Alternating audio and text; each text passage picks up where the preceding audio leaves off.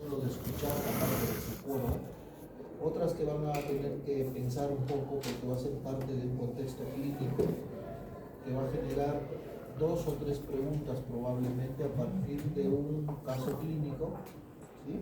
Un paciente de tal edad que tiene esto, ¿cuál es su probabilidad diagnóstica según tú? Que no es difícil porque cada vez que hemos hecho una clase les he planteado razonamiento de ese tipo, ¿verdad? Y de ahí van a generarse 3 o 4 preguntas en una. O sea, va a ver cuál creen que es el diagnóstico o cuáles son los síntomas que te hacen pensar eso más relevantes y que algunos de los estudios de laboratorio en biología por ahí no son lo primero lo que hay que pensar, pero podría llegar a entrar alguno. Siempre y cuando esté en el texto de consulta, en el libro escrito en letritas, en un papel y o en las diapositivas que yo les he presentado. ¿Sí? Los reclamos se pueden basar en esos dos criterios. ¿Quiénes han llegado recién? ¿Qué más? ¿Cuál? Números, ¿se acuerdan? 15. 15, ¿qué más? Corne. ¿Número te acuerdas? 10, doctor. 10, 8 Doctor. es Cornejo, 10 es Díaz, Gracias. 15 Walter. Sí. El número 8, doctor, de los ríos. No, a la 8 no, a la 8. A la 8. A la 9, doctor, de los ríos. 9. Sí, doctor, de los ríos. Doctor, disculpe, Molina, disculpa.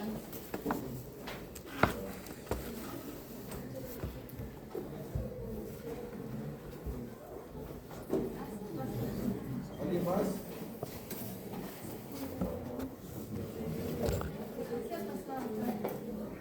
Molina.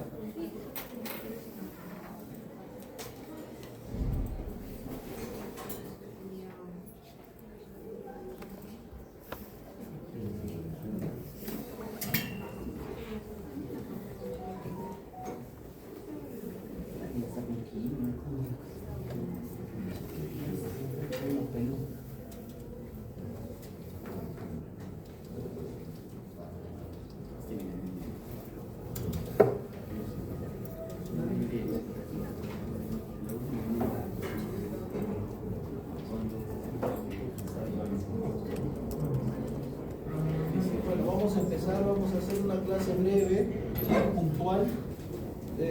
Los temas, por ahí la diarrea es una patología muy amplia, con muchas aristas, con mucho, digamos, de dato clínico, laboratorial y de diagnóstico. He tratado de hacer un comprimido, porque ya tenemos el examen y porque la verdad que en semiología me parece más importante entender el enfoque clínico, ¿sí? Signos y síntomas, definir a qué nos lleva a pensar estos signos y síntomas, entenderlos, comprenderlos y darles una dirección terapéutica. Las definiciones, las clasificaciones, las etiologías lo definirán más adelante cuando lleven la parte clínica, medicina interna, gastroenterología propiamente cuando hagan como especialidad o como parte de medicina interna. Vamos a hablar de 2 temas que tienen que ver ya con la patología intestinal, el estreñimiento y la diarrea. ¿Sí? El estreñimiento lo vamos a definir como, primeramente, el estreñimiento es un ¿qué? ¿Signo o síntoma? A ver, síntoma. Síntoma. ¿Quién dice signo? Nadie. Está bien, es un síntoma. ¿Sí? Y no es una enfermedad, considerado un síntoma, que se caracteriza por el esfuerzo o dificultad de la defecación. Hay muchos conceptos o definiciones, ya han habido muchos a lo largo de la historia de la medicina y demás. Ha habido muchos autores o consensos que han tratado de definir de distintas maneras. Después aparece el consenso de Roma 4, de Roma 2, Roma 3, Roma 4, y trata de entender y definir las patologías funcionales del intestino y del aparato digestivo. En ese sentido, se ha universalizado un poco el concepto del estreñimiento o constipación.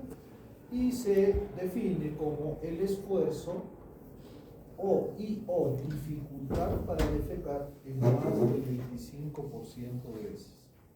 ¿Sí? Las deposiciones son de mayor consistencia, según la escala de Bristol, unidos en más del 25% de ocasiones. Sensación de evacuación incompleta en más del 25% de ocasiones. Sensación de obstrucción o bloqueo anorrectal. Necesidad de digitación, ¿sí?, en más del 25% de ocasiones que tuvo un inicio en los últimos 6 meses y en al menos 3 veces por semana en los últimos 3 meses. Entonces, para universalizar el criterio, la definición de estreñimiento, tenemos esta definición, ¿sí? Entonces acá lo copié y en estas diapositivas y presentaciones les quise abreviar un poco y ponerle la letra tal cual, textual, como está en el libro. ¿Sí? Entonces la definición es esto. Esto lo saqué del libro. Y la escala de Bristol es esta. ¿Sí? Entonces tenemos la escala del estreñimiento, corresponden al tipo 1 y 2. ¿Sí? Si le preguntamos qué características tienen las deposiciones de usted y te dice como pelotitas, como la oveja, entonces pues es muy duro, me cuesta y hago mucho esfuerzo.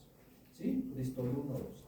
Las deposiciones normales podrían corresponder a la 2 y 3, o a la 3 y 4, mejor dicho, y las tipo diarreicas, ¿sí?, blandas, sin forma, corresponden a las deposiciones diarreicas.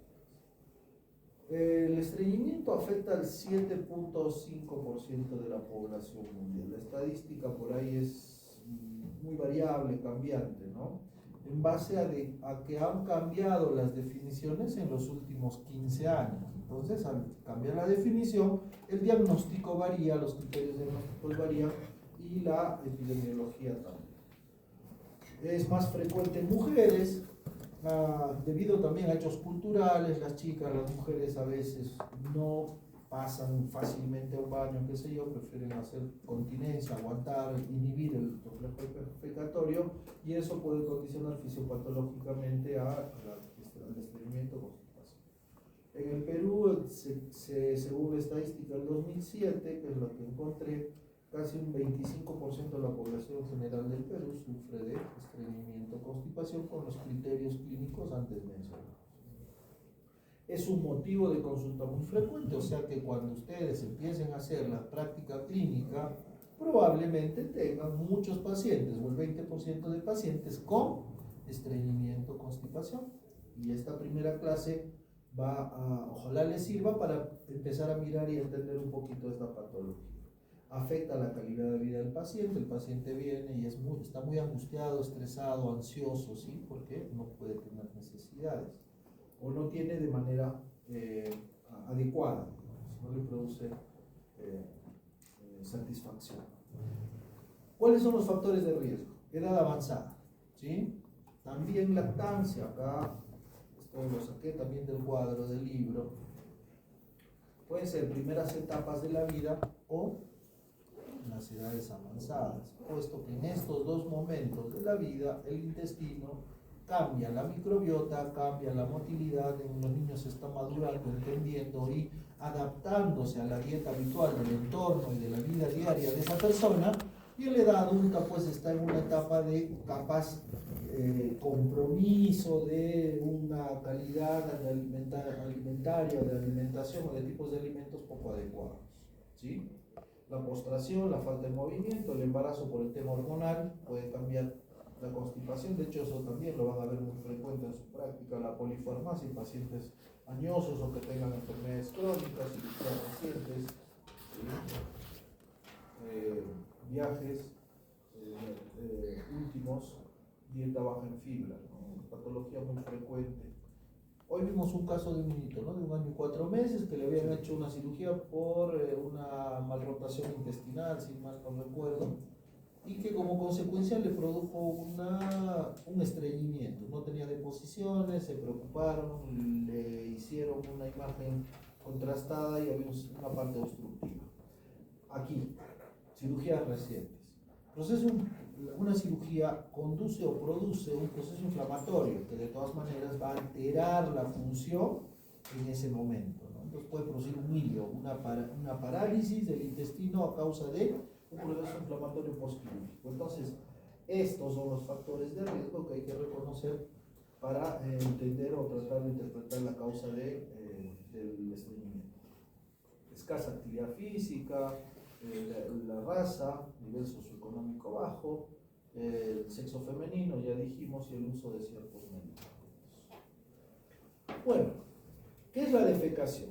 La defecación es un proceso complejo que implica la propulsión de la materia fecal a través del colon hasta el recto y la expulsión a través del canal, ¿sí? Cuando esto se altera, cuando esto no ocurre de manera habitual, en la definición, vamos a volver a la definición para que se entienda, ¿sí? Antes, como criterio clínico, se utilizaba este de acá, que no lo resalte, pero debe ir. Menos de 3 veces por semana, y le pongo un punto de interrogación. Se cree que cada persona debería ir al baño habitualmente, pero eso es individual, ¿sí? El ritmo evacuatorio que no tenga o no se produzca con esfuerzo, con dificultad, con consistencia mayor, y que no cumpla esto, ya no es tan importante el tiempo. Ha variado la definición, ¿sí se entiende?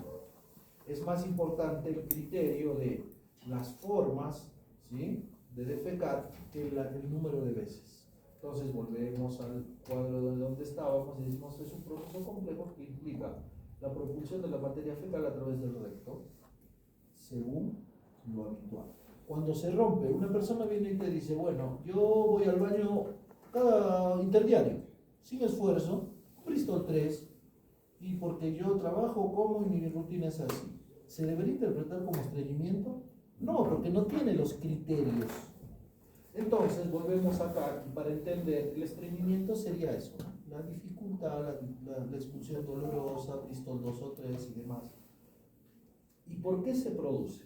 Alteraciones en la consistencia de materia fecal, o sea, la dieta, bajo consumo de fibras, por ejemplo, ¿sí? Medicamentos que pueden producir impactación, bajo consumo de agua, alteraciones en la motilidad y el calibre del colon, por ejemplo, las chicas que no quieren entrar al baño, cualquier persona, vamos a salir de la parte del género, cualquier persona que no escucha el intestino, que no vaya al baño cuando tiene la necesidad fisiológica y lo inhibe, probablemente esté haciendo una retroalimentación negativa a nivel de los plexos nerviosos en el recto y estén inhibiendo un reflejo nervioso, que a la larga se altera, cambia y puede llegar a producir una alteración en la motilidad y la ausencia de sensación o necesidad defecatoria. Por lo tanto, nos puede conducir al estreñimiento. Alteraciones en la evacuación rectal que tiene que ver con otras varias patologías, sí, que las vamos a ver más adelante. El estreñimiento puede ser agudo, que dura días o semanas, ¿sí? En general son benignos y autolimitados, de inicio reciente y que se de comedias generales. O sea, paciente de mediana edad, 30 y pico, que te consulta y dice, ¿sabes qué? Me he estreñido, hace 3-4 días que no estoy preocupado, siento que se me ha hinchado la barriga, tengo gases y por más que quiero no puedo. Y antes de esta semana, ¿tenías alguna deposición de anamnesis? Sí, mi ritmo era habitual, no tenía problema. Entonces, ¿qué es? ¿Agudo o crónico? Agudo probablemente, de corto tiempo y secundario a qué. Entonces ahí va la anamnesis, el interrogatorio, le dices, ¿y qué ha ocurrido últimamente en tu vida? He viajado y me he ido a X lugar. Probablemente la microbiota ha cambiado y ha producido o está produciendo algo. No, me he enfermado con gripe y he tomado X medicamentos para la gripe. Probablemente esa constipación sea secundaria a esto. Entonces, en la anamnesis tratamos de identificar algún factor modificable que haya condicionado ese episodio, se cambia, se modifica, y con medidas generales de dieta, con fibras, ejercicio, líquidos y demás, y algún laxante por ahí, podríamos normalizar y en 2 o 3 días el paciente tendría que regular su hábito intestinal, ¿correcto? La crónica. Exactamente no he encontrado definiciones hasta ahora, en tanto tiempo, pero es el estreñimiento crónico prolongado y que se podría deber a patología funcional primaria o secundaria extracolónica. ¿Se entiende, verdad? Primaria propia del intestino. Secundaria o extracolónica, enfermedades sistémicas, condiciones o efectos adversos de drogas, procedimientos quirúrgicos u otras enfermedades que van a producir el estreñimiento. Bueno, la constipación primaria se clasifica en constipación funcional o primaria con tránsito normal, tránsito lento y trastorno de la defecación, que va a corresponder a disfunción del piso pélvico, anismo, descenso del perineo, prolapso rectal. Estas condiciones van a hacer que se produzca una especie de estreñimiento por miedo, dolor, ¿sí? Falta de sensación defecatoria. El paciente va a inhibir la sensación defecatoria, que era lo que les explicaba antes, y pues se va a producir esto. Las de causa secundaria, como dijimos, son extracolónicas, endocrino-metabólicas, esta pequeña lista, que seguro que hay un montón más, ¿sí? Alteraciones neurológicas, enfermedades, esclerosis múltiple, neuropatías, lesiones medulares, Parkinson, ¿sí? Una lista larga de fármacos que pueden condicionar constipación, hábitos dietéticos, baja ingesta de fibras y de líquidos, ¿sí? Enfermedades sistémicas, malignas, cáncer de recto, estenosis por isquemia, vólvulo, rectocelio, fisura anal, absceso perianal y demás. ¿Y cómo investigamos? Una historia clínica completa, una anamnesis adecuada, donde tenemos que ver los antecedentes de la persona, si ya era o no constipada. Entonces nos paramos en un lugar, con crónico o agudo, ¿sí? Los antecedentes hay que investigar también si padece de otras enfermedades, hábitos dietéticos, ¿sí? Si tiene dolor abdominal o tiene alguna enfermedad inflamatoria intestinal, patología anorrectal, consumo de medicamentos y historia de situaciones sociales de agresión sexual, depresión, trastornos alimentarios o epidemiológicas como la enfermedad de Chagas, que sería de repente la más importante entre las que pueden producir el estreñimiento, porque produce megacolon. En síntesis, una anamnesis completa se puede resumir en 3 preguntas. ¿Cuál es el tiempo de evolución y los síntomas predominantes? Volvemos a lo del inicio. Antes, ¿eras estreñido? No. Empezó cuando me fui de viaje, cuando me resfrié y tomé algo. Entonces nos sirve para definir o entender qué puede ser la causa del problema. Presenta algún síntoma de alarma, ya vamos a ver, los síntomas de alarma ya tienen que empezar a entender cuáles son, ¿sí? Y son generales. Pérdida de peso, dolor, intolerancia, náuseas, vómitos, ¿sí? Anemia. Y si el paciente está tomando o incorporando un nuevo medicamento últimamente. En el examen físico, en el estreñimiento, tenemos que ver distensión abdominal, timpanismo, dolor o presencia de heces en colon. Ya en la práctica algunas veces hemos tratado, ¿no?, de buscar, de entender. El tacto rectal también es muy importante para entender o tratar de encontrar impactación fecal en la ampolla. ¿Y qué es la causa del estreñimiento? Cuando les toquen el serum, capaz atrévanse, ya van a ir capaz más cancheros al serum, entendiendo y haciendo un poco más de procedimientos, estreñido, mediana edad, qué sé yo, o embarazada, o posparto, ¿sí? Hacen tacto y encuentran algo duro. Sin miedo a dar, claro, se cortan las uñas las chicas porque si no perforan el guante y se van a poner en problemas, ¿no? Entonces, o doble guante. Agarran, tocan la cabeza del fecaloma, de la impactación y se rompe. Se puede poner un enema salino o lo que fuera, se rompe y al romper probablemente se libere la obstrucción y se normaliza la evacuación, ¿sí? Semiología no rectal, hay que hacer un examen, una inspección, ¿sí? Pasiva y activa, buscando ¿qué? Hemorroides, prolapso, fisuras. Entonces me duele, las fisuras duelen, ¿sí? Entonces la fisura condiciona una respuesta de protección al no sentir dolor. Entonces, te inhibe el reflejo defecatorio. ¿Qué gana más? ¿Las ganas de ir al baño o el dolor? El dolor, entonces no voy al baño. Y naturalmente contienes, aguantas y no te da. Y generalmente en personas, en niños, en personas pequeñas, en jóvenes, en niños pequeños, o en personas con problemas de desarrollo, ¿no? O neurológicas, ¿sí? O psiquiátricas. No quieren ir al baño porque condicionan. ¿Cómo identificamos? Con la inspección. A ver, me duele, ¿sí? Me duele porque he ido al baño y me ha dolido y desde ahí ya estoy estreñido. A ver, vamos, vas, examinas lo que puedas, ¿no? En el tacto rectal se puede evaluar el tono, la presencia de dolor, masas o osmosis. El descenso del periné para ver el esfuerzo, el examen neurológico, hay pruebas específicas para ver o no si se trata de un trastorno neurológico, ¿sí? Que puede afectar la sensibilidad, la parte sensorial o motora.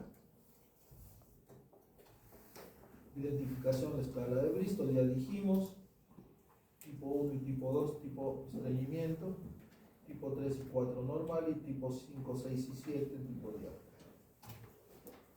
Otros exámenes complementarios para ver en el diagnóstico. Estas pruebas son indirectas, ¿no? Es importante hasta ahí semiológicamente interpretar una buena anamnesis, tratar de identificar desde cuándo empieza el cuadro y los factores asociados a lo que ocurre. Yo o un paciente de 20 años o 17 años que viene por constipación en la última semana con la mamá preocupada y te dice toda la semana no ha ido o ha ido una sola vez y está el quinto día y no va. Y es pequeñito y lo ves medio gordito, ¿no? Ya con una facies característica de algo. Entonces te llama la atención, estreñimiento, hipotiroidismo, subida de peso, ansiedad. Empiezas y le preguntas en la anamnesis, ¿desde cuándo es estreñimiento? Desde chiquito. Claro, pero antes iba cada 3 días, solo que ahora ya no más 5. Entonces se preocupó. ¿Será más tipo agudo o tipo crónica? Tipo crónica. Y si es pequeñito, gordito, y lo ves con medio lento, te habla con lenguaje, con fases abotagada, con lenguaje lento, ¿qué pensarías a primera vista? ¿Hipertiroideo? ¿Hipotiroideo?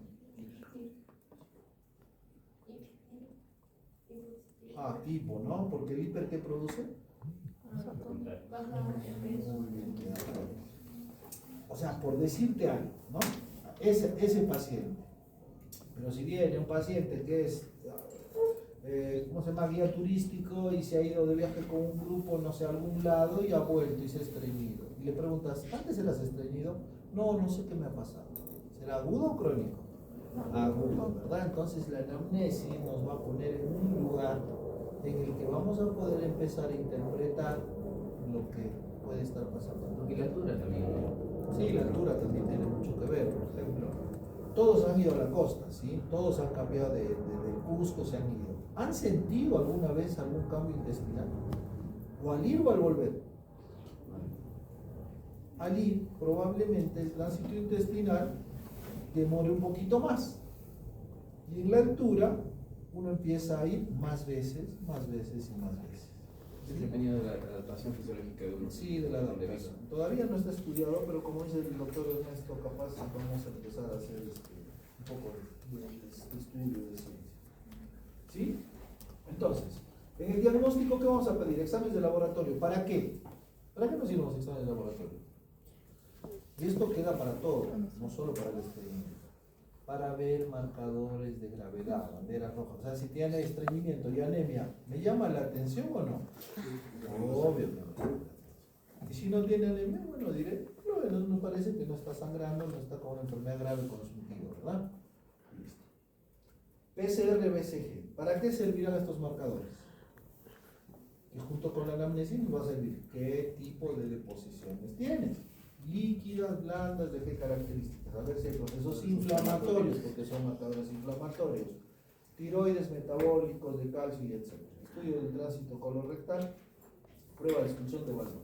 El estudio rapidito, solo del tiempo de tránsito intestinal, te dan pastillitas que tienen unos marcadores radiopacos que se toman y se van tomando radiografías el primer día, el segundo día, el tercer día, el quinto día y el séptimo día. Y en ese tiempo tendrían que haber bajado por todo el intestino para decir que es un intestino de tránsito normal.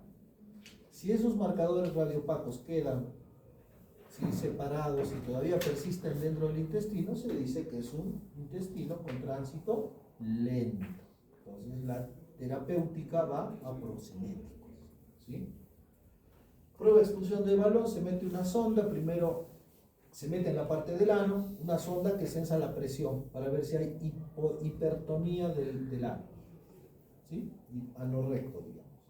Si hay una hipertonía, viene la materia fecal y nosotros no podemos relajar, o sea que las fibras relajadoras se han alterado, atrofiado, perdido o hemos nacido sin estas. Entonces el tratamiento es diferente. Prueba de expulsión del balón mide la capacidad contráctil y de sensación de defecación dentro del recto. Se pone dentro del recto un balón que se estira, estimula las paredes y la respuesta natural es que ésta se contraiga para expulsar o que te produzca una necesidad grande de defecar, ¿sí? De la defecografía, lo mismo con imágenes, son imágenes dinámicas que se toman para ver el movimiento del suelo pélvico, la peristalsis, tomografía y resonancia para buscar también este tipo de patologías funcionales, motoras o ocupantes de educación. Colon por enema con bario, ¿para qué nos serviría? ¿Saben cómo es el colon por enema con bario? Bueno, no me imagino, pero el colon por enema con bario es inyectar aire y después bario, un contraste radiopaco, dentro del intestino, o sea que se va a marcar el intestino luego con una radiografía. Se le inyecta el bario al intestino a través del ano como un enema, se pinta todo, se le pone boca arriba, boca abajo para que el bario se vaya moviendo por el intestino, por el colon básicamente, y luego se le toma radiografías y se puede medir el colon y se puede ver. Entonces, ¿qué podemos ver? Un dólico colon, o sea, un colon muy largo que hace vueltas y vueltas y vueltas. Y claro, transitar a través de un colon largo es más difícil, por lo tanto se podría explicar la causa del estreñimiento. Un megacolon, un colon muy distendido o con un diámetro mayor, pierde las fibras, la contracción y almacena gran cantidad de materia fecal, produce fecalomas, impactaciones y es la causa del problema. Entonces ya interpretamos el problema y decimos, mire, usted tiene un intestino largo y si esto le causa mucho disconfort y altera su vida diaria, opérese. Se le corta un pedazo de colon, se une y se acaba el colon. ¿Sí? La colonoscopia en caso se indica en todos los pacientes mayores de 50 años o como método precoz de detección de cáncer de colon en pacientes mayores de 50 que pueden tener factores de riesgo. En el contexto de la constipación, la presencia de cualquier síntoma de alarma, que también debería ser subrayado, nos da la indicación de una colonoscopia. Entonces volvemos. Paciente estreñido con anemia, colonoscopia. Paciente estreñido con TB positivo, colonoscopia. Paciente estreñido con dolor abdominal persistente, masa palpable, colonoscopia. Paciente estreñido con enflaquecido, lo que fuera, colonoscopia. ¿Sí? Tratamiento. Rapidito, cambios de estilo de vida, mejorar la dieta, el ejercicio, el consumo de agua. ¿Sí? Apoyo psicológico para ver si no hay un contexto emocional, ya dijimos abuso sexual, enfermedades psiquiátricas, psicológicas. Mejorar el consumo de líquido, aumentar la ingesta de fibra, el Psyllium ovata o husky es el que hay estudios que dicen que es mejor, frutas y verduras, ablandadores, laxantes, enemas, y el biofeedback. El biofeedback es algo que no es nuevo, pero al no tener recursos farmacológicos adecuados, al menos en Perú no hay, y en otras partes del mundo se ha empezado a hacer una estimulación, una retroalimentación positiva para mandarle al recto el proceso de defecación horaria y rutinaria, o sea, enseñarle al recto o educar a tu intestino para hacer deposiciones en un horario. ¿En qué consiste? En ir al baño en un horario específico todos los días, ¿sí? La persona llega a su casa a las 5 después de una jornada de labores todos los días, o sea, termina su trabajo a las 5, llega a su casa y tiene tiempo, 7 minutos todos los días a las 5:30 que llega a su casa, se sienta en el baño sin celular, en una posición anatómica favorable y se sienta a defecar. No puede en el primer mes, y en algún momento el cuerpo entiende que en ese momento tiene que defecar. Entonces se hace un cambio conductual que ha producido resultados favorables y ha superado incluso el placebo y la medicación y lo farmacológico. ¿Sí? El biofilm. Un algoritmo donde se ve un poquito el manejo de la constipación, ¿lo ven? ¿Sí? Donde puede estar. Bueno, diarrea. Definición: 3 o más deposiciones líquidas por un periodo de 24 horas. ¿Qué Bristol? 5, 6 y 7. ¿Verdad? Deposiciones líquidas blandas sin forma. Más de 3 veces en 24. La definición objetiva es mayor a 200 gramos. Generalmente en pediatría y qué sé yo, ¿no? Se pesa el pañal y demás. Conceptualmente, la diarrea es la manifestación de un mecanismo fisiopatológico común que consiste en la ruptura del equilibrio entre la absorción y secreción intestinal. Gráficamente vemos todos los líquidos que entran al tubo digestivo, que son más de 10, 9 o 10. 9 acá más 2 o 7 acá más 2, 9, llega al intestino y en todo el trayecto empieza la absorción a nivel del yeyuno, 5 litros o 3 a 5, el bilium y el colon. Esto es de esta bibliografía, pero donde se produce la mayor cantidad de absorciones de un colon, ¿no? Lo que se quería graficar acá era que hay un equilibrio entre lo que tomas, comes, secreta tu cuerpo y lo que se expulsa y se absorbe. Cuando se rompe esto, se produce la diarrea. Por ejemplo, no de la diarrea, pero en general el análisis sería de la siguiente forma. Si uno no toma agua, tienes 2 litros menos, esto más en la fisiopatología de la constipación, y esperas que se secrete un litro de saliva, jugo gástrico, balón, jugo pancreático. ¿Creen que llegará a 9 litros? No, probablemente esté en 5. La capacidad absortiva aumente y la capacidad de compactación fecal se produzca.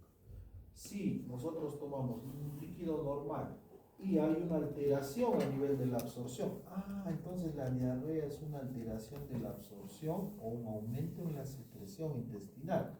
Se rompe el equilibrio y acá empieza a salir mayor a 200 y ese es en más de 2 o 3 ocasiones, ¿sí? La diarrea o el síndrome diarreico mejor es las deposiciones líquidas asociadas a otros síntomas, como ser dolor abdominal, vómitos, fiebre, malestar general, ¿sí? Síndrome febril y demás.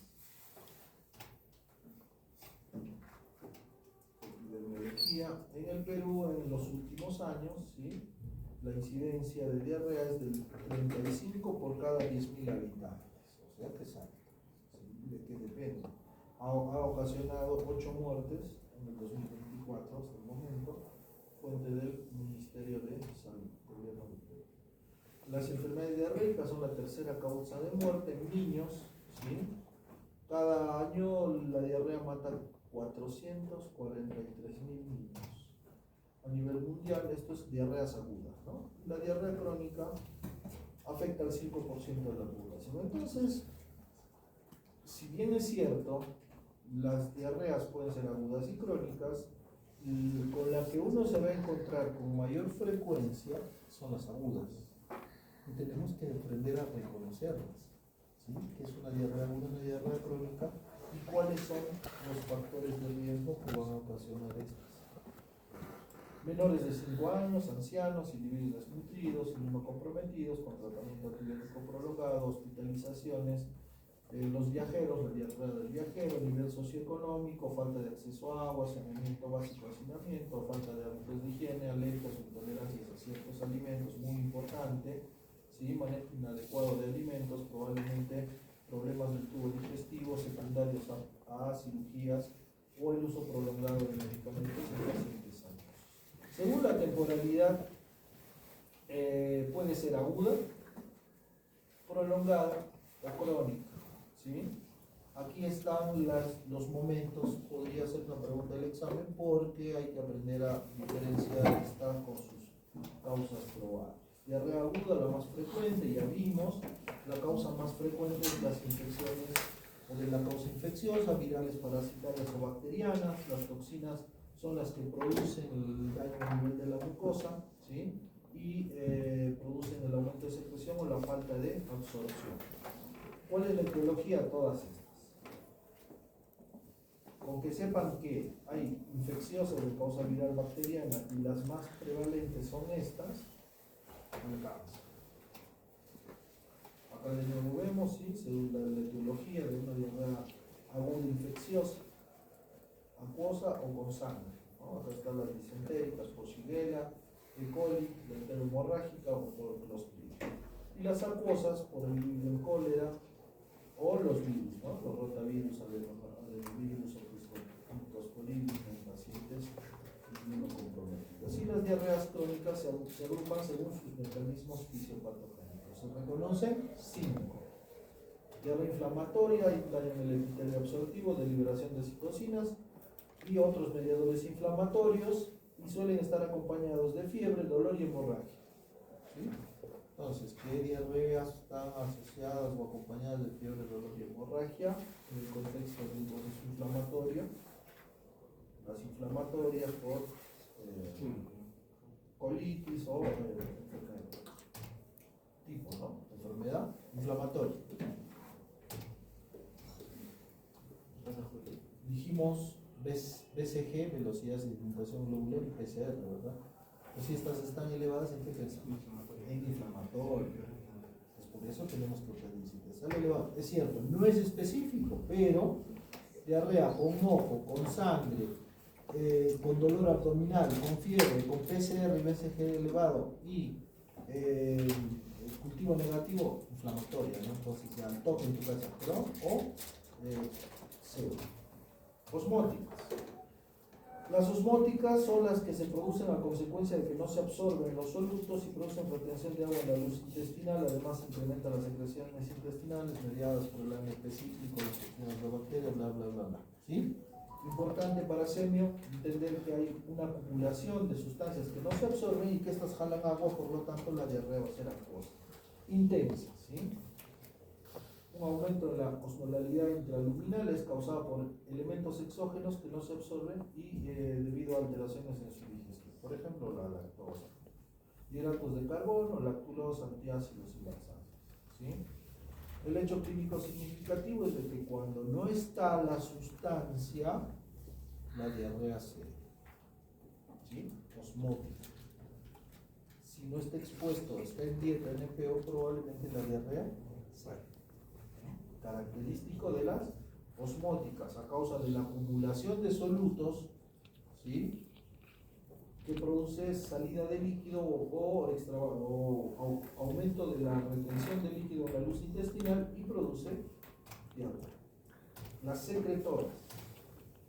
Las secretoras son las que van a producirse a través de la activación de las células o la mucosa intestinal y van a expulsar líquido o moco o sustancias a la luz intestinal. ¿Sí? Pueden ser estimuladas por hormonas, enterotoxinas de algunos gérmenes. ¿Sí? Algunos ejemplos de esto es el tumor carcinoide, los lipomas, tumores inhibidores de la estrella, hay unas enterotoxinas como la cólera, ¿sí? Enfermedades inflamatorias que también tienen componente inmunitario. Un elemento distintivo contrario a lo de la osmótica es que no se dé con el ayuno, porque es endógeno, o sea que el cuerpo está inflamado y no depende del húmero, sino depende de la inflamación que tiene. ¿Sí?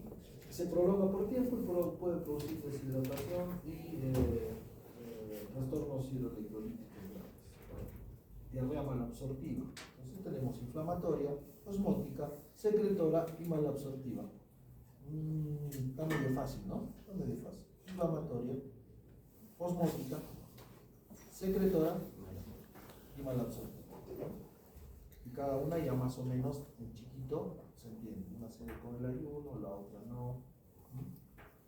Diarrea malabsortiva. son alteraciones a nivel de las vellosidades o de la superficie absortiva del epitelio del intestino o de la disfunción enzimática. La mayoría de veces existen enfermedades de la mucosa que provocan los cambios estructurales que van a producir mala absorción.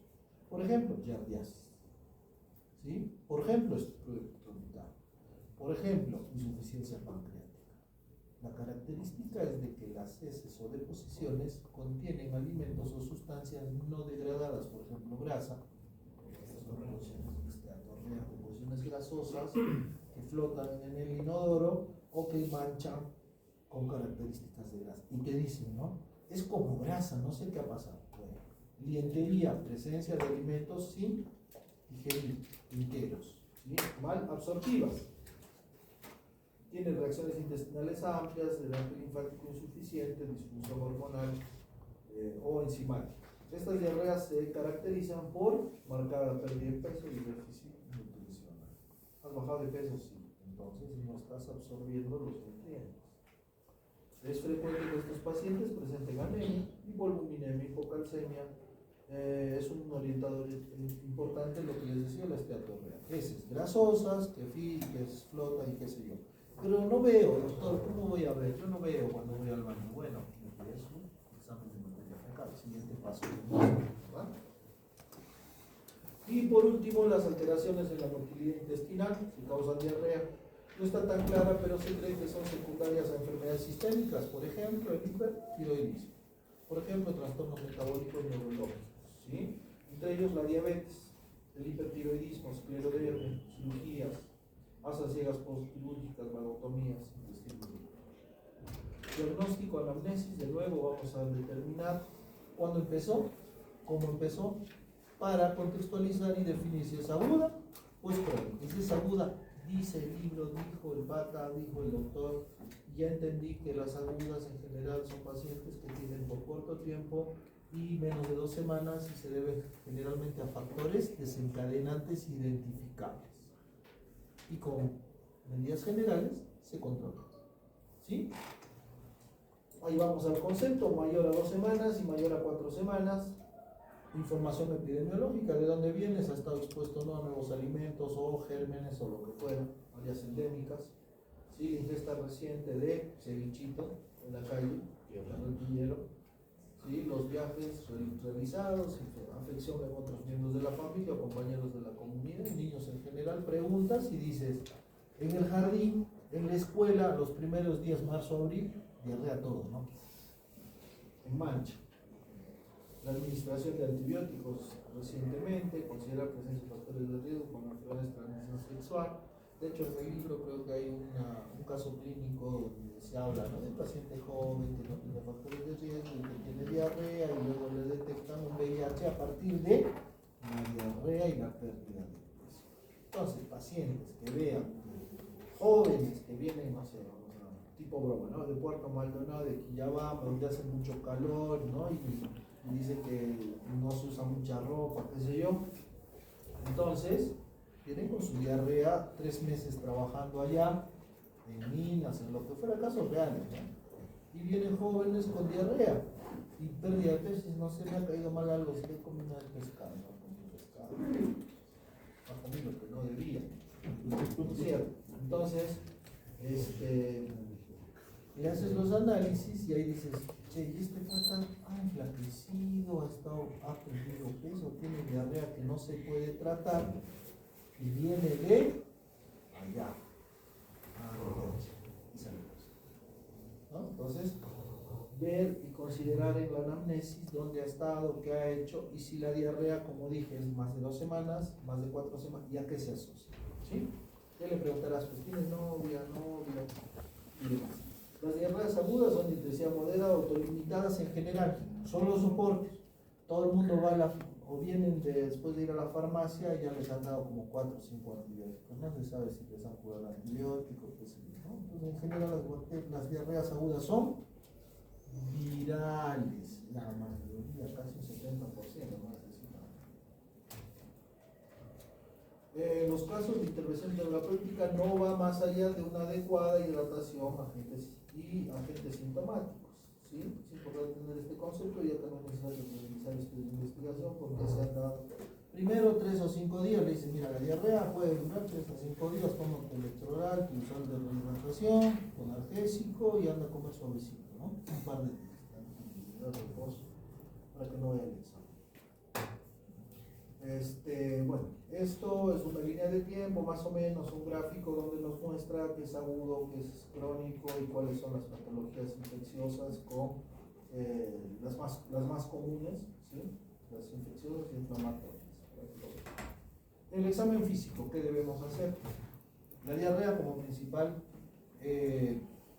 complicación, digamos, nos va a dar posibles, si son infecciosas, infecciones sistémicas graves, que pueden ser invasoras, invasivas o hasta producir una perforación intestinal, ¿sí? Signos de deshidratación en las agudas en general, el cólera ha sido por ahí la que más nos ha mostrado de que es capaz, que la diarrea es capaz de matar gente, y mucha, ¿no? Cuando ha habido los brotes, creo que no habían nacido en Perú un brote de cólera, y murió mucha gente, pues, ¿no? Y en todo el mundo también, y fue como una poda natural, creo que cada no sé cuánto tiempo sale un virus que medio extermina a la humanidad para que sigamos, ¿no? Entonces, la deshidratación es uno de los signos o síndromes que hay que encontrar en el paciente con diarrea. Entonces, en la práctica, se sienta la persona, la mamá con el hijo de 18 años y te dice, está con diarrea, ha vomitado y le duele la barriga, y tenía fiebre y está muy decaído. ¿Cuándo empezó la diarrea? Hace 2 días. ¿Sí? Un poco de fiebre, síndrome diarreico, ¿verdad? ¿Agudo o crónico? Agudo. ¿Tiene signos de gravedad? Me aproximo y lo veo. Está deshidratado. Le veo las mucosas, la frecuencia cardíaca, el pulso, la piel.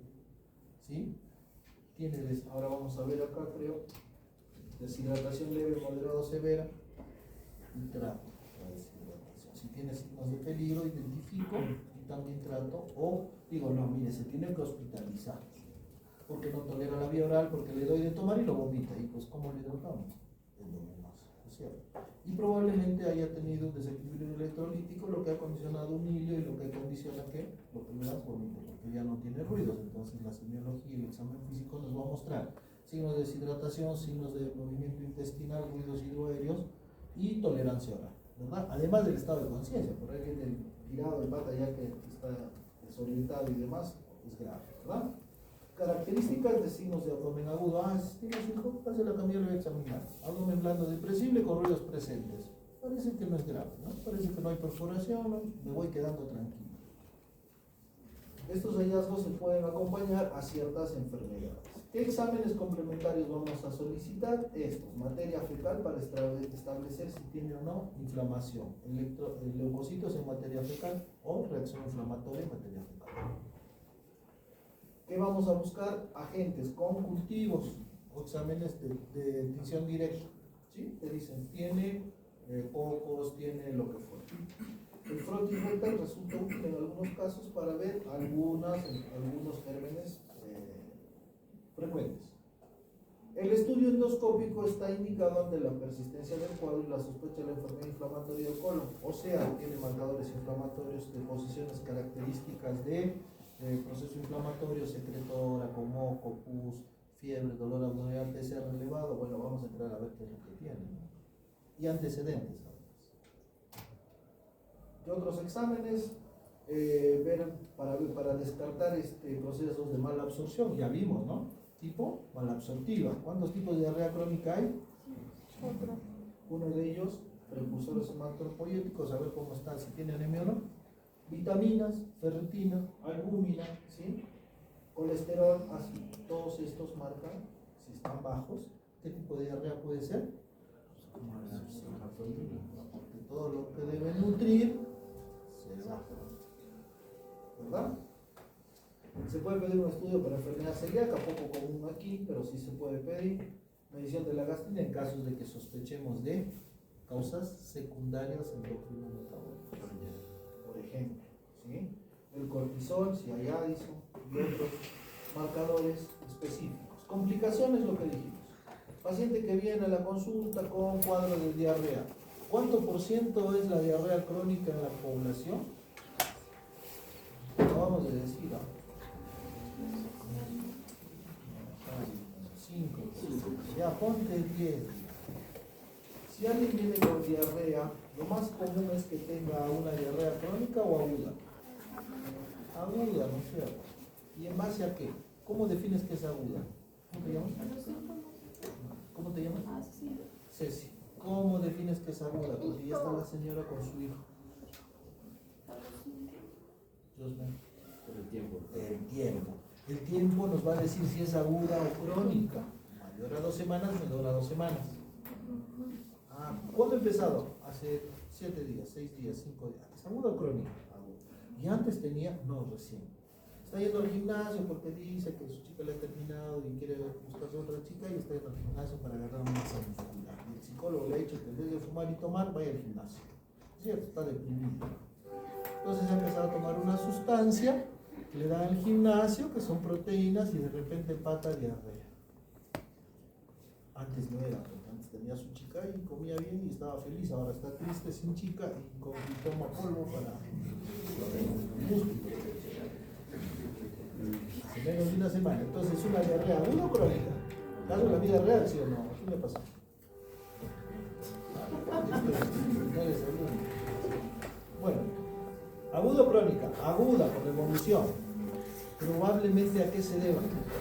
A la ingesta de una sustancia, complemento, suplemento, proteína, qué sé yo.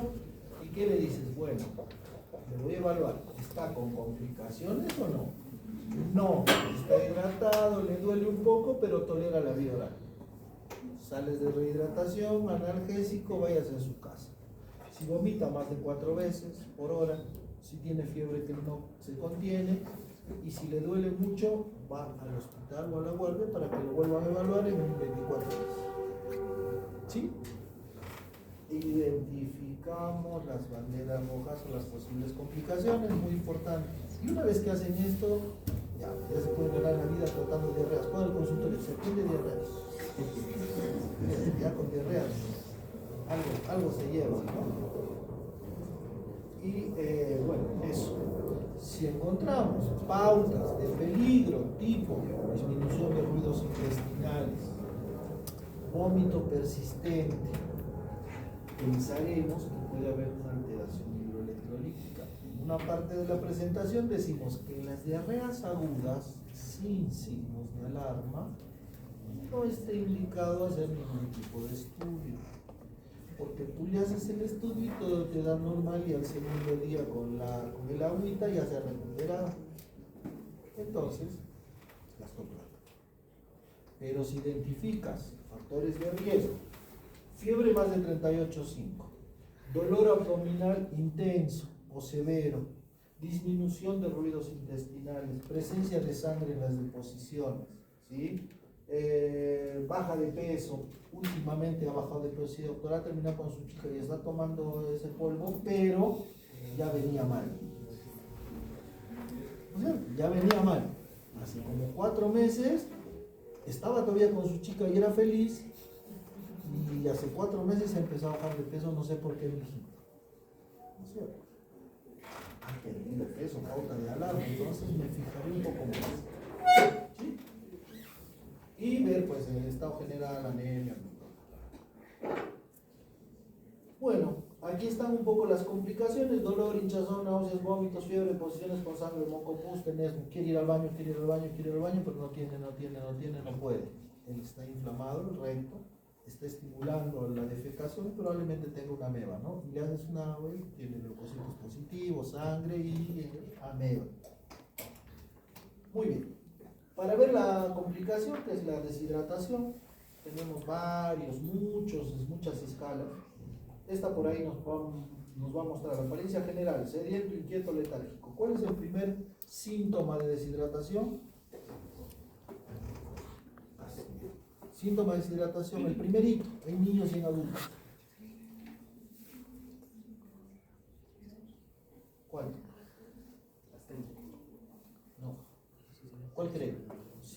falta agua? La sed. Hay un desequilibrio, se pierde agua, baja el volumen, baja la volemia, se activa la hipófisis y dicen, no hay agua, sed. Entonces a los niñitos les poquita sed y les das agua y quieren tomar agua. O avidez por el agua, ve el biberón y se lo quiere meter a la boca y pero vomita. Otra vez se lo quiere y la mamá viene llorando. No quiere tomar pero voy.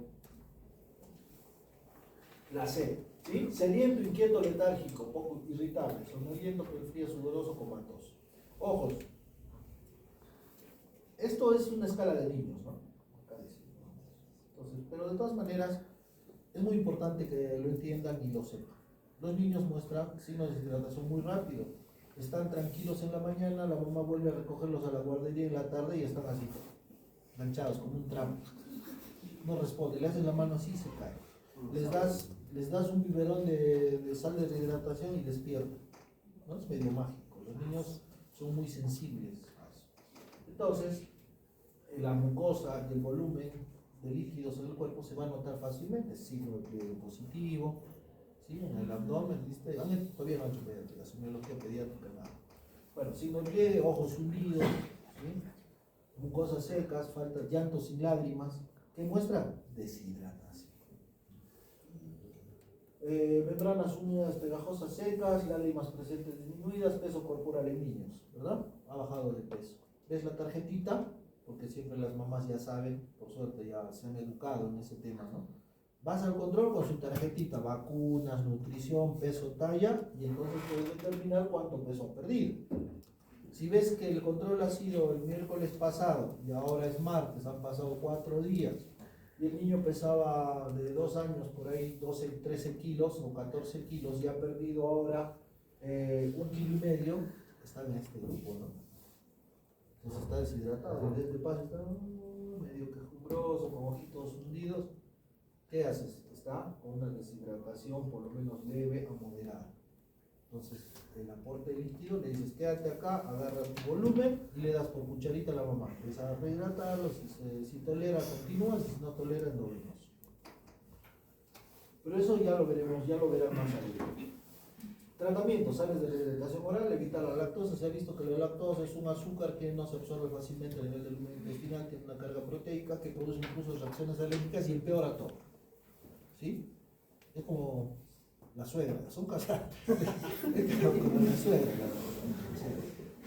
Aparece y por ahí está todo tranquilo y si está movido, peor. Entonces, bueno, evitar la lactosa. ¿Ya? La mayoría de estudios dicen, no tomes leche o tómale, y se muere, ¿no? Y todavía el paciente te dice, puedo tomar leche. No te vas a morir. Deslactosada, sí, ¿no? Pero ellos quieren que les digas, compra leche deslactosada. Pacientes con diarrea moderada, el primer objetivo es mantener la hidratación, lo que dijimos. Volumen, perfusión, el equilibrio hidrolítico y ácido base. Tratamiento de síntomas, hospitalizar al paciente con criterios de gravedad, deshidratación severa, ahí está, el criterio. Fiebre mayor a 38,5. Compromiso sensorial, desorientación, letargia, somnolencia, respuestas incoherentes, ¿sí? Disentería. ¿Qué es disentería? Pregunta examen. Ah, ya. ¿Y además qué? ¿Sale así fácil? No. Ah, ¿se asocia a qué?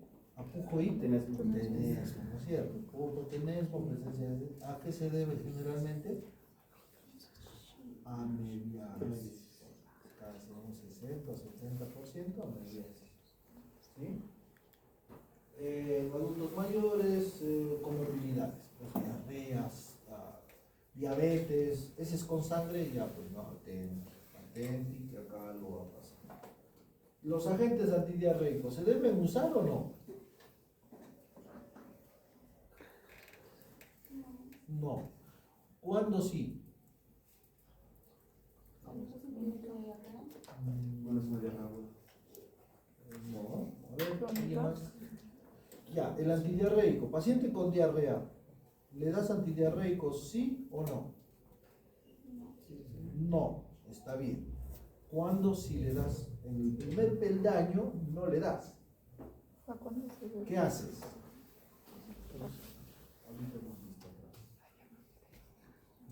factores de riesgo. No identifico causa infecciosa.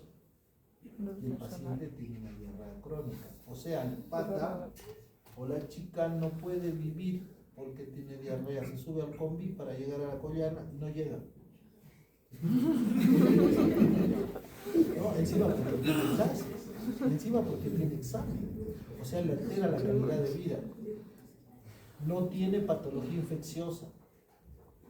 Ahí le das un antidiarreico, la loperamida o el que quieras. ¿Por qué? Porque va a disminuir va a enlentecer el tránsito y le va a dar tiempo de llegar a Collana. ¿No es cierto? ¿Sí? En casos, no sé, por eso le puse interrogación. Con precaución. Resulta que es un paciente joven o una estudiante de acá de la facultad que está con una diarrea ayer y tiene características de fiebre, dolor abdominal intenso, náuseas, vómitos y su diarrea es infecciosa.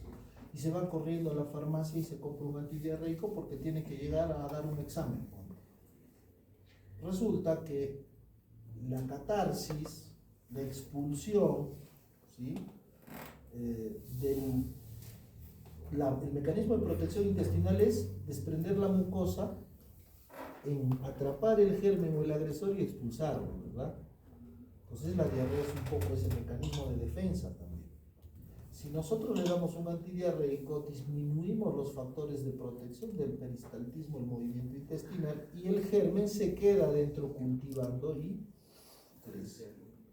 Una proliferación descontrolada que puede producir un cuadro severo, con perforación intestinal, una colitis tóxica. La loperamida es un contractor intestinal. No, la loperamida es un medicamento tipo opioide que disminuye el peristaltismo, o sea, hace que el intestino que está como loco, por lo que sea, o hipersecretando, se disminuya esa hiperestimulación. Más o menos, ¿sí? Entonces, con precaución por eso. Probióticos sí, se usan los probióticos, prebióticos o postbióticos para mejorar un poco el tema de la diarrea, ¿no? Hay estudios que sí validan el uso y sí se usa. Los antibióticos únicamente usar cuando se demuestra infección. No usar si no se demuestra infección, las negaciones afirman, ¿no? Entonces, usar solo si se demuestra infección. Si no, no sirve. Gastas dinero y más bien alteras la microbiota, factores protectores y demás. Muy bien.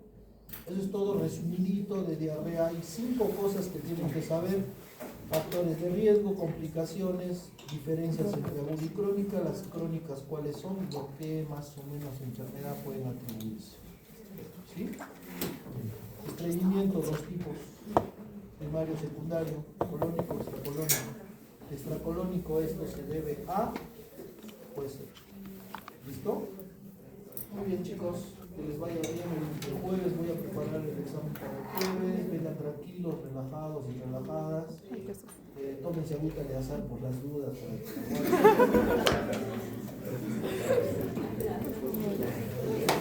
Para que no